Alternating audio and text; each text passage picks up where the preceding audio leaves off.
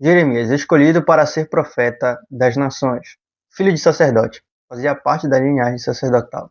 Talvez era o sonho de seu pai, ou o sonho de Jeremias, se tornar sacerdote um dia.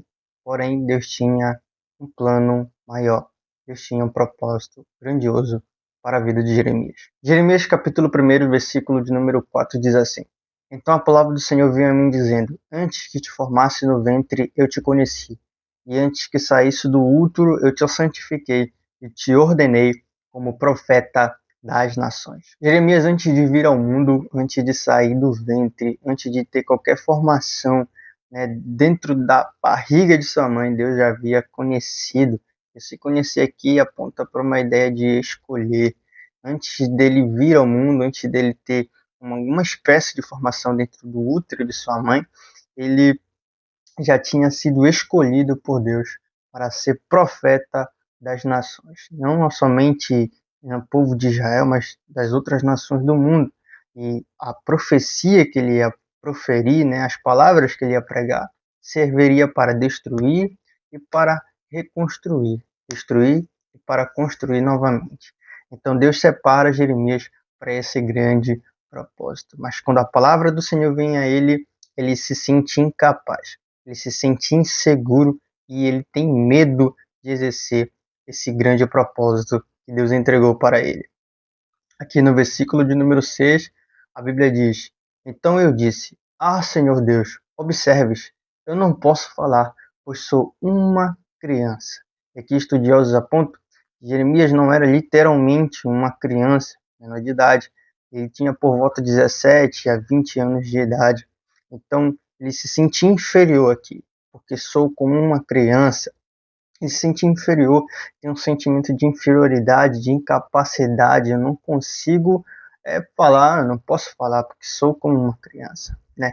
Aí o versículo 7 continua: Porém o Senhor me disse: Não digas eu sou uma criança, pois tu irás a todos a quem eu te enviar, e tudo que eu te ordenar, falarás. Versículo 8: não tenha medo da sua face, pois eu estou contigo para te livrar, diz o Senhor.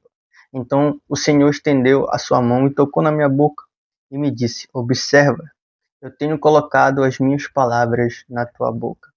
Perceba que ele é escolhido para um grande propósito, mas se sente incapaz para executar esse propósito. E acredite, o sentimento de incapacidade ele é a chave para Deus nos capacitar para o grande propósito. Isso, realmente, o sentimento de incapacidade faz Deus nos preparar para esse grande propósito. Ele nos capacita. Nós não conseguimos cumprir o propósito de Deus porque somos capazes, não, mas é porque Ele nos capacita. E não vem existir dentro de nós, da nossa mente, do nosso coração, nenhum sentimento de soberba, orgulho, eu posso, eu consigo, eu faço, no sentido de que eu não preciso de Deus para fazer isso, ou seja, eu não preciso da graça de Deus para executar essa missão. Então, um sentimento de incapacidade, ele também serve para que Deus possa manifestar o seu poder em nossa vida e nos capacitar para a grande missão, o grande propósito. Aqui ele fala, né? Olha, Senhor, não se falar, porque sou como uma criança. Aí Deus aí toca sobre a boca dele e diz: Eu tenho colocado sobre ti as minhas palavras, tenho colocado as minhas palavras sobre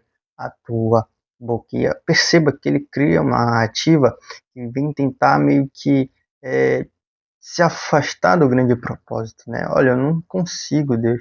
Ele cria uma narrativa, uma justificativa para não executar o grande propósito.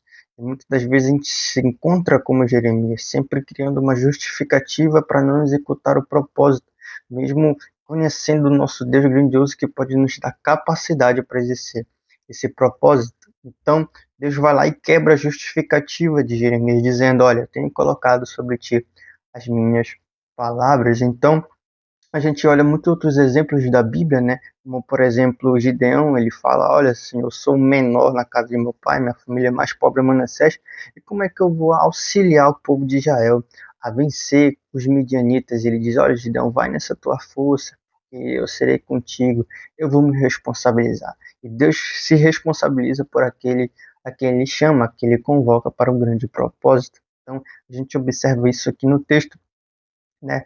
E outra coisa, né? Todo aquele que é chamado para o grande propósito de Deus, ele não é imune de aflições, de adversidade, de dificuldades.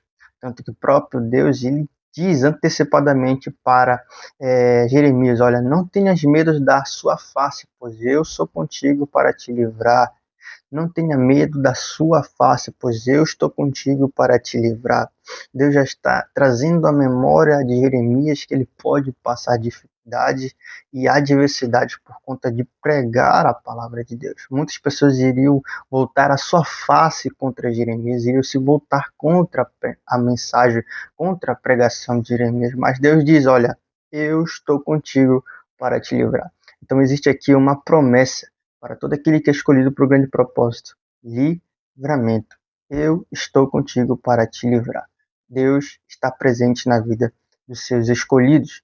Aquele que ele chama para o grande propósito, ele se responsabiliza, cuida, livra, guarda. Não importa a dificuldade que está sobre a sua vida. Se você foi escolhido por Deus, ele está contigo e ele vai te livrar, te guardar. Assim como ele deixou essa promessa para Jeremias. Perceba no texto que Jeremias faz parte da linhagem sacerdotal. Porém, Deus separa ele para ser profeta das nações. Agora, raciocina comigo. Ele nasceu em um lar sacerdotal. Ele nasceu em uma linhagem onde os homens poderiam se voltar e se tornar sacerdote com um tempo determinado em sua vida. Imagine, o sonho do pai era ver Jeremias se tornar sacerdote. O sonho de Jeremias era se tornar um dia sacerdote, igual seu pai.